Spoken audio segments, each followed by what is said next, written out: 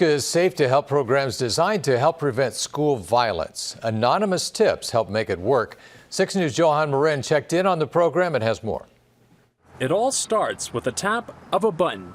Through Nebraska's Safe2help program, parents and students can report any incidents that happens at a school. Any school, public or non-public, can come on board. Go straight to the Boys Town Call Center. Again, there's crisis counselors available 24 hours a day, 7 days a week. They have several different call centers within that call center, not just Safe2help. Once a report is submitted, Jay Martin with the Nebraska Department of Education says they work to prevent an incident before it happens. Set up with a threat assessment team of 5 or more people within a school district. Typically, it's an administrator, the mental health professional, someone from law enforcement, and then 2 other people that they choose.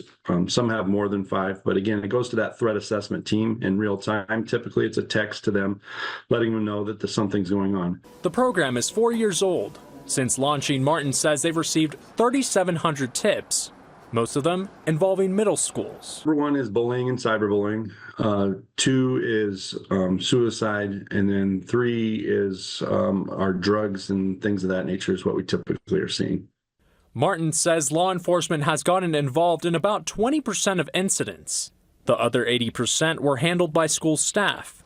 Martin says anonymous reporting helps them evaluate the situation from both sides. The more information we have, the better off we're going to be able to get that person the help that they might need. And it's not always, again, necessarily a victim. It could be a person that's actually, that perpetrator that people are talking about, that we need to get them the help that they need. Martin says when you report an incident on the Safe2help app, to provide as many details as you can, including the platform the incident was posted on and any social media handles that might be involved.